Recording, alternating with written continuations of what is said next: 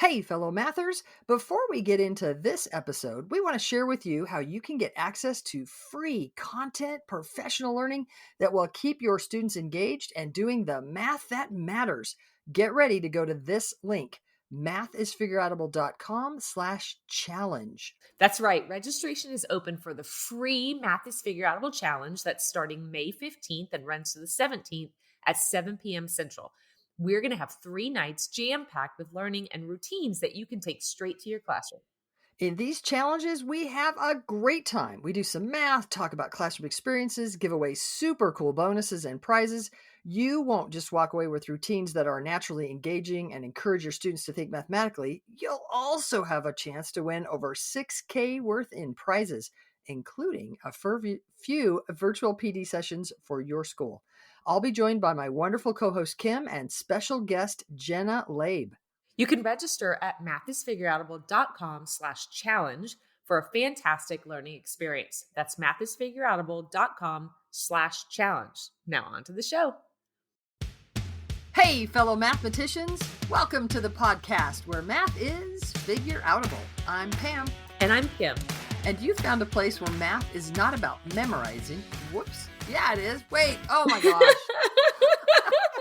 I'm like, not about memorizing. I'm like, wait, do I mean that? What do I mean? Okay. It's not. I was thinking about the fact that you were laughing right before we started. I know, I'm sorry. And when you said, and I'm Kim, I'm like, oh, that was really super serious. Okay. And you found a place where math is, I don't even know anymore. It's not about memorizing. It's not about memorizing and mimicking, waiting to be told or shown what to do, but it's about making sense of problems, noticing patterns, and reasoning using mathematical relationships. That's what it is. Yes, we can mentor mathematicians no! This is not the one I want. I'm just going to skip that line. Not only are algorithms not particularly helpful in teaching mathematics, but rotely repeating steps actually keep students from being the mathematicians they can be. All right, we're keeping this one because I want you to know we re-record that intro every time. And we've tweaked it lately, and I forgot and didn't have the correct one in here. And we were laughing right before we started, and I was having a hard time hanging on to it. And y'all, welcome to the podcast. Hey, Kim, let's just kick this one off. What are we talking about? All right. So we absolutely love hearing from listeners about what they're interested in, right? It's super fun for us to hear. Yeah, and you can tell us if you like it when we totally mess up the intro too. Like, you could let us know that. We want to know what you want to hear us chat about. So not too long ago, I asked people in the Math is Figureoutable teacher Facebook group. It's a Facebook group that we have that lots of people are in. You should join it. And we asked what they were thinking about, and we got some really amazing responses. Yeah, thanks for everybody. We appreciate that. We can't chat about everything all at once, but for the next several weeks, we thought we would answer some of the questions that people in the group requested. So let's start with Sarah. Is it Gorecki, I'm hoping? Oh, wait. Sarah Gorecki Westrick in the Math is Figureoutable teacher group said, talk about questioning techniques for focusing rather than funneling. Well, Sarah, thanks for listening to the podcast and or reading the NCTM. Oh, now I can't remember the name of it. It's the one where it has the essential teaching practices in it. It'll come to me in a minute. Because in both of those places, in our podcast and in that book, we talk about patterns of questioning. And there's two patterns of questioning that we can focus on. One of them is a focusing pattern of questioning, and one of them is a funneling pattern of questioning. Yeah. And we mentioned it once before in an episode, but we thought we'd dive in a little bit today and do more with that. Like let's because Sarah asked, let's talk a little bit more about these patterns of questioning. And so I just want to start by saying it's not about a focusing question or a funneling question. It's about a pattern of questioning.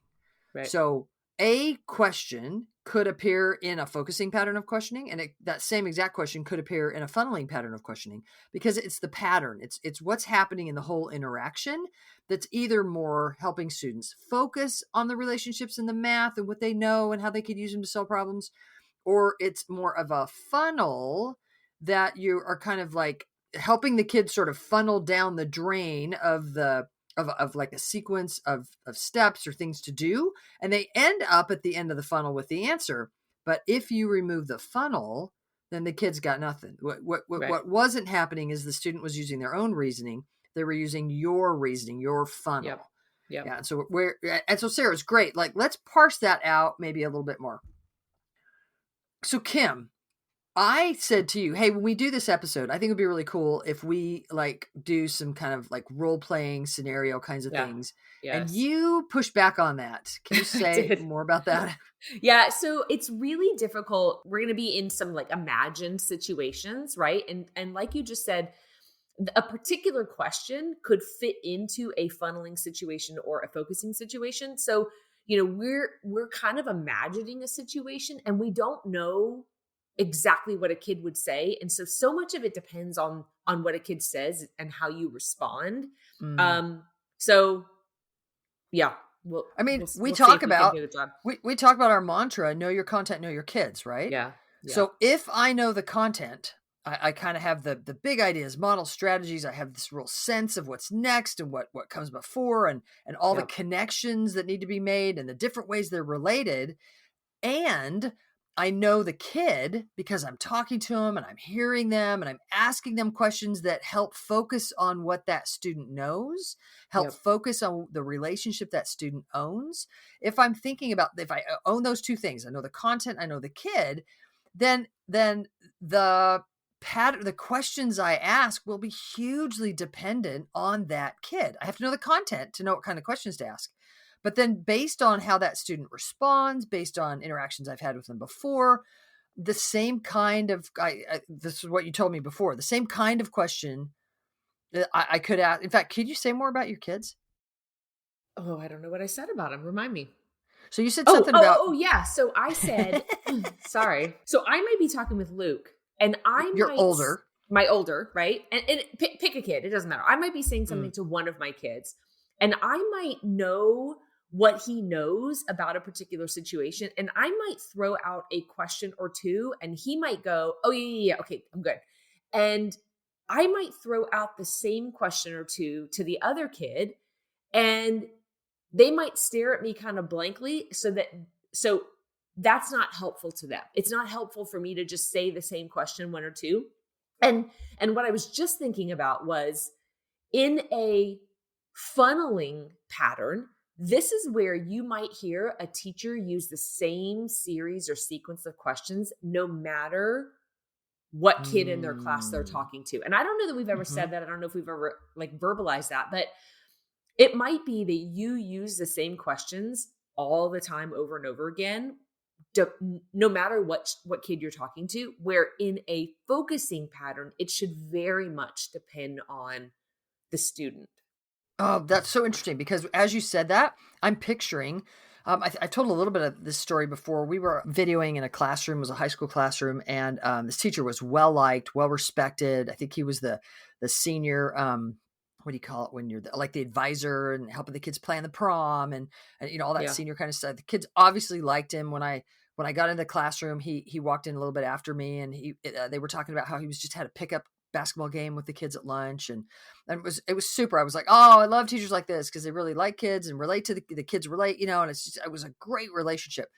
But then I watched him walk around during class, and if he walked up to a kid that was stuck, he would go, okay, so what's the this? Yep. Now what's the that? And now what do you do next?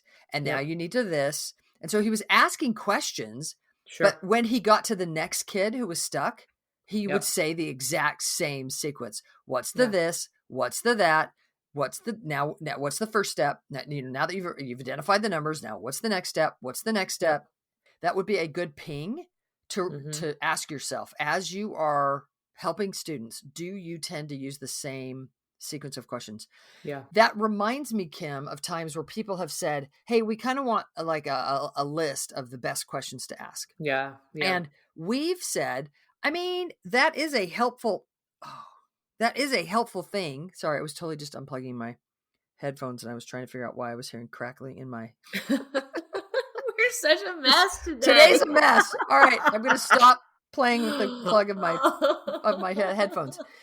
Where was I? Oh yeah, People, people yeah, ask, yeah, they ask for this like yeah, list. Well, and yes, and and you and I have always kind of been a little uncomfortable with that because yeah, there are good questions. We sure, can give you a list of decent questions to ask. sure, I think the reason that we get kind of pausy and hesitant is it's you don't ask the same question at the same time to every student, and right, you don't right, really you don't ask the same sequence of questions. That's probably the right, most important part of it. yes, That sequence of questions is going to depend on the student. yeah, Cool. So I could also say there might be a time where you're interacting with a student and they're just kind of being obstinate, right, where they're like going to wait you out until you tell them what to do. And in that case, we might, as teachers, that might be the time where we get the most like, oh, let me just tell you what to do. Like when the kid's like, sure, I don't know, yep, yep, just tell me what to do. yep. So we also might want to kind of parse out when you're dealing with a kid who's just trying to wait you out until you just use a funneling pattern of questioning. And maybe we can talk about like how you could, in fact, Kim, how would you handle that?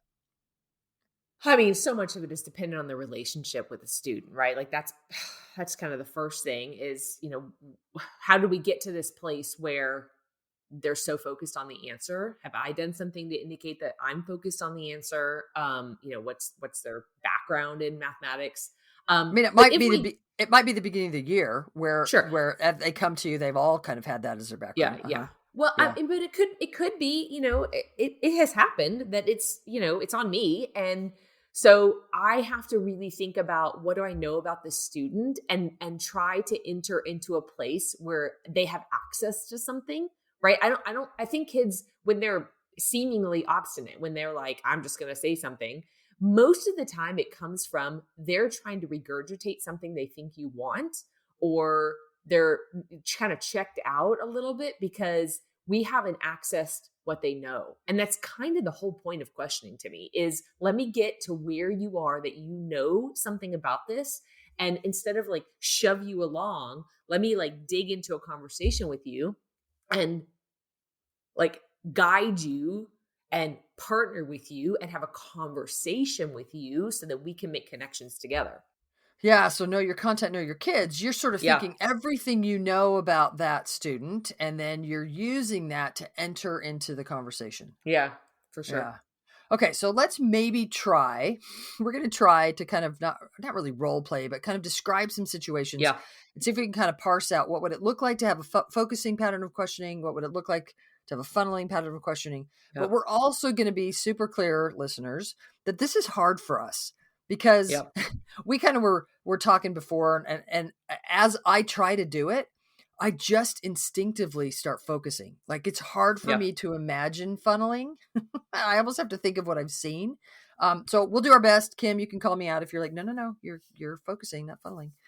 All right. So let's say that you're sitting down with a second grade student and there's a word problem. Mhm. Could you envision a teacher saying, so students like, the teacher says, hey, I don't know, are you stuck or whatever? The kid says, I need help. Mhm. In some way, the teacher's kind of entering in to help the student. Yep. Yep. Could you envision a teacher saying, Yeah. okay, so it's a word problem. Yep. Look Ugh. over the post. Look at our poster over here. We've got our Yep. cubes, our steps, our crap poster on the wall. Uh-huh. That was a joke intentionally.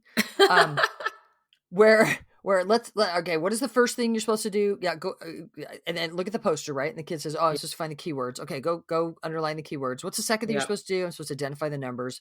And so the teacher is literally saying, "What's the first thing?" But pointing at trying to with good intention, trying to get the Sure. kids to use the resource that they've already laid out, whatever. And as I sort of like, what's the next thing? Okay, do it. What's the next thing? Okay, do it. I would suggest that's a funneling pattern of Yep. questioning. I'm Yep. funneling the kids through this sequence of predetermined steps that someone else has thought about. Uh-huh. Um, and it's with the well intentioned of if maybe we think if I do that enough with a kid, then they'll do that process on their own. Yes. We would suggest that doesn't typically work very well. Right. So, what could it look like to help a student focus on that second grade word problem? So, Yeah. Kim, you walk up to that second grade kid. What are some things that might happen? Well, so I had to write down some numbers because, also That will depend. So I just wrote second grade, 18 plus 39. So Okay. I might sit down next to a student, and the first thing I'm going to say is, have you had a chance to read the problem? Okay, cool. We got that. So I might say, tell me what you're thinking right now. And a student might say, they could say, I'm not thinking about anything, but they might say, oh, this is about cars or whatever, pick a thing. Like, okay, Pokemon. Uh-huh. yeah, Pokemon, good. So, and I might say, what's the problem about? And they might say, oh, well, there's like one friend has 18 Pokemon and the other friend has 39 Pokemon. And I might say, oh, that's interesting. What's going to happen with this problem? Like, what do you know? And they're like, well, there's two kids and they have Pokemon. They might repeat, right? And I might say, do you think that there's going to be more Pokemon, or do you think there might be less Pokemon? How do you know? And they might say something about that. And I might say, oh, those are some interesting numbers. Tell me about those numbers. Well, it's 18 and 39. Like, oh, those are interesting numbers. I wonder if there's anything near those numbers that might be useful. And a kid might say, well, 18 is like kind of close to 20. Like, oh, interesting. So I'm going to suggest something and I'm going to take what you say back to me. And like, that's going to guide me to the next thing. If they say, I don't know anything about what they're near, I'm like, okay, so you've said that you think the number's going to be more when it's asking me about how many do they have together. You might say, I think it's going to be more than the two separated, the 18 and the 39. And I might say, tell me why you think so. Well, because I think I'm supposed to add the 18 and 39. And once they understand what the situation, the problem is, then I can get into like a strategy they might use and have a conversation about strategy, right? So the first thing about a word problem is, does it make sense to you? Do you know what you're even being asked? And we're visualizing it, we're describing it, we're trying to understand what's You're happening. like diving in. You're diving in, like Yeah. really what's going on in this problem. Let's be really Right. clear what's happening.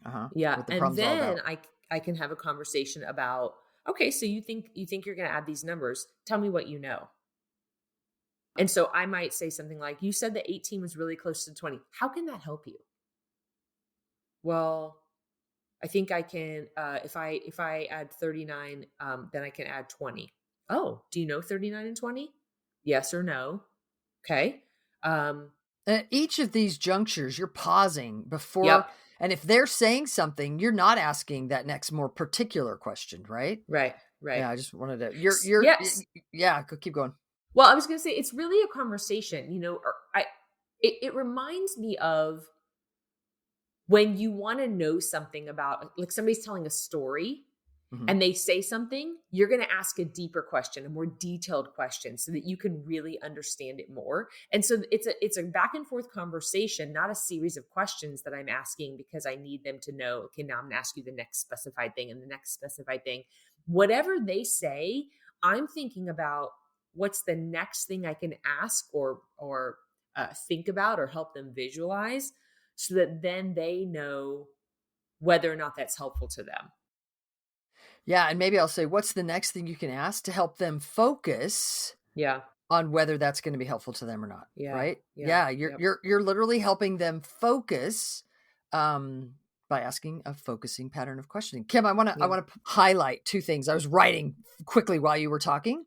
So, a couple things that I want to highlight is that you started, so the kid needs help. You're like, we've established in some way the kids raise their hand, or you've gone over there, you see their time, whatever, the kid needs help.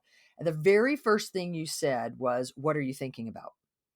The very first thing you didn't say was, tell me what's happening in the problem, or tell me what you're going to do in the problem, or show your thinking on Yeah. the paper, or what What you said operation are you was, going to do? yeah, what you said was this very open, what are you thinking about? Because that might have been enough right there that you wouldn't have asked any of the other questions you just asked. Because Yeah. in that moment, they might have said, well, I'm thinking of, I remember the numbers 39, 18 or something, whatever numbers you Yep. made up. Yep. I'm thinking about the 39 and the 8. I'm thinking about 39 Pokemon and 18 Pokemon. And I was trying to decide if I was going to add 40 to 18 or if I was going to add 20 to 39. Mm-hmm. And then you walk away, right? Like Mm-hmm. so what I'm suggesting is that very first question, you're gathering information, like what are you thinking about in this kind of general way? And then you went on to ask more specific questions, because you're assuming that when you ask that, the kid didn't then, have a great, didn't exhibit a lot of understanding or something of what was happening. So then you're going to continue this pattern of focusing, of helping the student focus on stuff. Well, and so sometimes if I say, "What are you thinking?" A very common response might be, "I don't know what to do." And so Mm. then the next thing I might say is, "Tell me what you do know." So Mm-hmm. that I'm not assuming knowledge and I'm not like telling them what they should have known. I'm giving them an opportunity to share with me what do they already have under their belt about this particular problem. Mm-hmm. Yeah. Okay. So I want to point out one other thing that you said, if I can read my writing. You said, what do you think once you got to sort of where you'd kind of identified what was happening, the kid's like, yeah, I know what's happening in the problem, and it's these numbers and it's more or less or whatever. Then you said, what do you think about those numbers? I just want to highlight that question, because what do you think about those numbers is exactly like that. What are you thinking about question, that we've established what's happening in the problem, and you know that these are the numbers that are important, and you know it's going to be more than those. And then you just said, so what are you thinking about those numbers? That's brilliant, because again, you're helping the student ask themselves, what am I thinking about those numbers? What does the student know? What's pinging for them? It's not you forcing something on them. It's you helping them focus on what they know. Well, and it could be that a kid might say something like, I know 10 and 30 is 40. And instantly I'm like, oh, you're thinking split by place value. Or they might say, well, 39 is close to 40. And I'm like, oh, you might want to do a little over strategy. Or whatever. Yeah, Whatever they yeah. say, I'm like racking my brain for strategies that they might be thinking about, that then I can help think about that strategy out loud with them.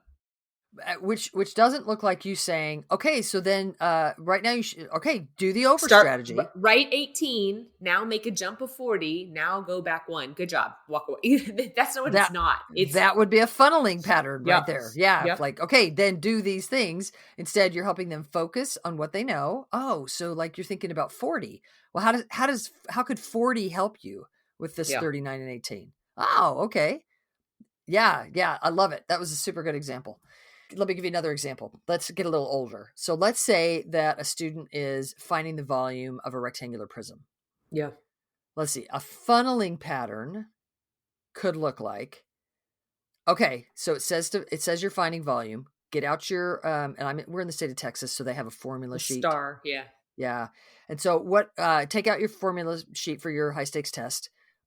Find volume.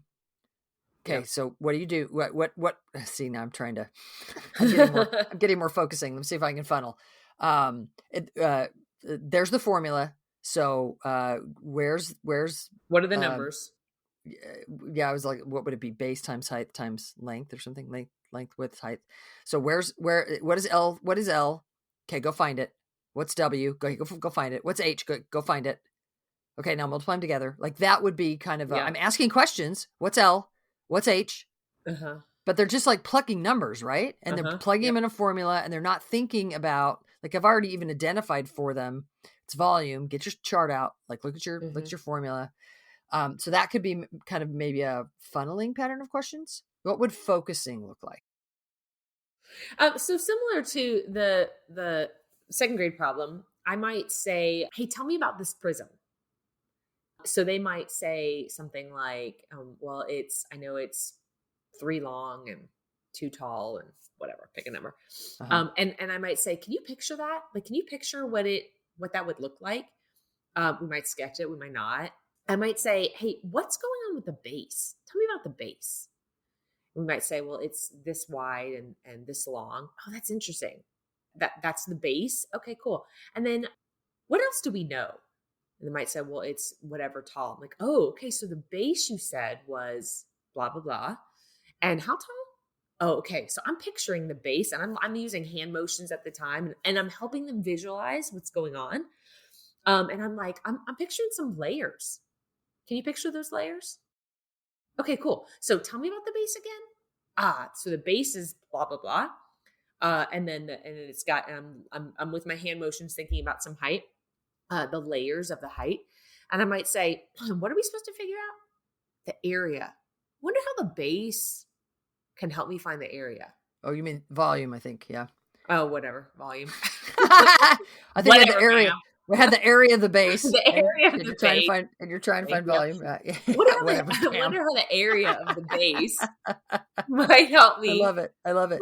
with the total volume, right? So like Yeah. there's a little bit of wondering aloud and a little bit of like asking them to be involved in the wondering with me and And chiming in with what they know. yeah, and I love it. And I wonder if even maybe earlier, I loved how you were envisioning. I wonder if I might have said something like, so volume, what is that? Is that like we're wrapping the box? Is that like we're filling the box? Like Mhm. what's happening? What Yeah. does volume Yep. mean? I might want to Yep. try to get at that. And then I might ask a little bit of a higher level question, like, well, like it's once we've established, like we're filling it with these unit cubes. Is there like we could count all those unit cubes, but like Mhm. we've in class, we've developed more efficient ways of finding those. Like, tell me about that. Do you remember any of those? Like, what are you Mhm. thinking about? What's a more efficient way that we've kind of messed with? And I might be able Yep. to refer back to the rich Do you task that remember we when did, we or the did blank? Yes. yeah, or the Yes. problem string that we did. And I might be like, remember when Roger was like, well, if I just found the base, and then I pause, Yeah. right? Yep. Like, do you remember when Roger was talking about if I can just find the area of the base, pause. Or remember when pick another when Amaya was talking about, like, well, if I know the number of layers I've got, how was that? Do you remember was that helpful? Like, I'm trying to ping on experiences that the students had, Yep. but I'm just saying just a little bit, right? We're just throwing out Yep. just enough for them to go, are these things uh, and then we're watching, like, what do they mean to you? And it's like, oh yeah, I could count the number of layers. Yep. Why? How does that help you if you have the number of layers?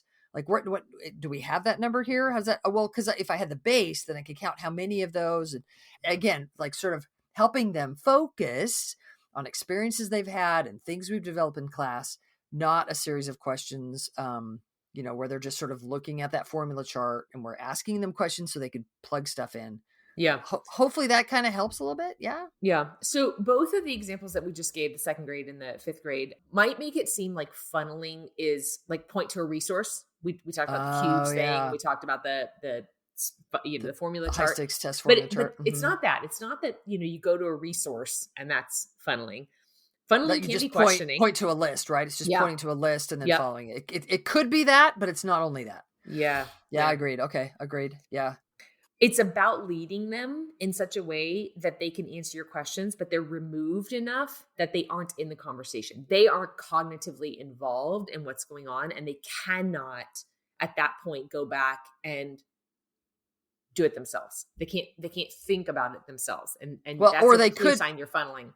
Yes, exactly. They might be able to repeat your funnel, but that what they're not doing is reasoning through Yes. that funnel, right? Yes. Like, because as Right. a student, when if a teacher would funnel, had a pattern of questioning of funneling me, I would say to that teacher, do that again, Yep.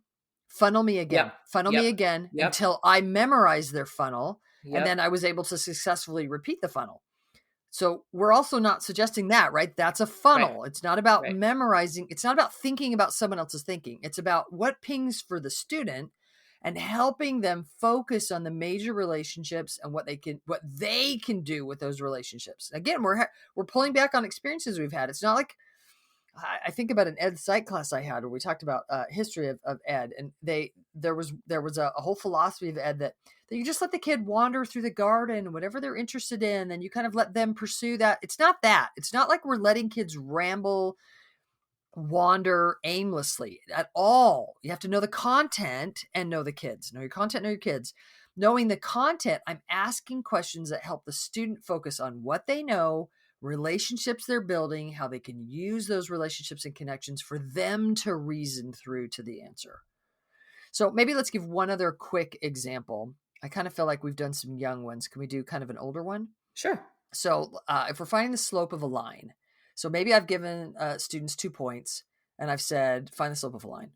So if I was looking at a funneling pattern of questioning, it might be something like, which of those points do you want to be X1, Y1? Okay, that one. Okay, good. All right. So what's the formula? Okay, so where's Y2? Plug it in. Where's Y1? Plug it in. Where's X2? Where's X1? Okay, subtract. Now divide. Like that, I'm saying, where's that? What's that? And I might even at that point when they've plugged them all in, I might go, okay, what do you do next? Okay, what do you do next? I'm Mhm. asking questions, but it's this funneling. Now, you might be like, well, Pam, that is how you find the slope of a line. What would it be like to reason about finding the slope of a line between 2 points? Well, I might say to a kid, can you picture these 2 points? So what do you know already? Like, once you can picture them, is there something you know? Is it so? And if they don't say anything at that point, then I might go like, is it increasing, decreasing? And if they don't say anything, I might go like, is the line going up? Is the line going down? Like, and I might draw on an experience that we would have had using a motion detector as time is happening. Is the line between those 2 points going up, or is it going down? Is it increasing or decreasing? So then you know that the slope is positive or negative. Okay, cool, great. Like, I might start there, and then I might talk about what do you know about slope? What when we've talked about rate in here, what's happening between these 2 points? And then I might draw on an experience we've had. So if this was a frozen yogurt experience, if this was like I go to a frozen yogurt shop and the more yogurt I put in the cup, the more I pay. So as X is increasing, the X being the number of ounces of yogurt, then the cost is increasing. Then I might go, oh, so this matches kind of a frozen yogurt. The more yogurt we buy, the more it's increasing. So what's happening? What do these numbers represent? And can you reason through that? And again, I'm not spending a ton of time regurgitating the frozen yogurt scenario. We've spent time in that scenario enough that I'm going to look at that kid. I'm going to go, does that help this student focus that these values? In fact, I could even back up and say, which of the scenarios we've been diving into do these 2 points remind you of? And if it's a lot of decimals because frozen yogurt costs 30 cents an ounce, then they might go, oh yeah, it's more like frozen yogurt. If it's a lot of bigger numbers, I'm trying to think of like driving in Texas is another example. Then they might go, oh yeah, it's like miles per hour because those are sort of or kilometers per hour. Those are bigger numbers. So we're going to draw on like which of the major scenarios that we've been investigating does this ping for you?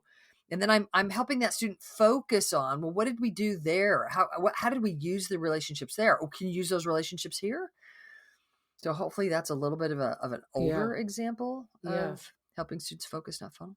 Yeah. Yeah. I think it's a different mindset, right? I think in general, it's a different mindset. Are you tapping on your thinking and asking a bunch of questions to get them to think about what you're thinking about? Or are you entering into a conversation to understand what they're thinking about and trying to draw it out? Nicely said. Thanks for tuning in, y'all, and teaching more and more real math. To find out more about the Math is Figureoutable movement, visit mathisfigureoutable.com. Let's keep spreading the word that math is figureoutable.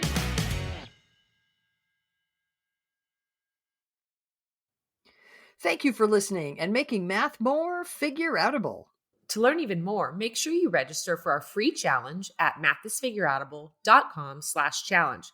You are not going to want to miss the evenings of May 15th through 17th, starting at 7 p.m. Central. Math teaching, go register now. That's mathisfigureoutable.com/challenge. Join us to make math more and more figureoutable. And if you can't join live, register and we'll send you access to the recordings. We'll see you there.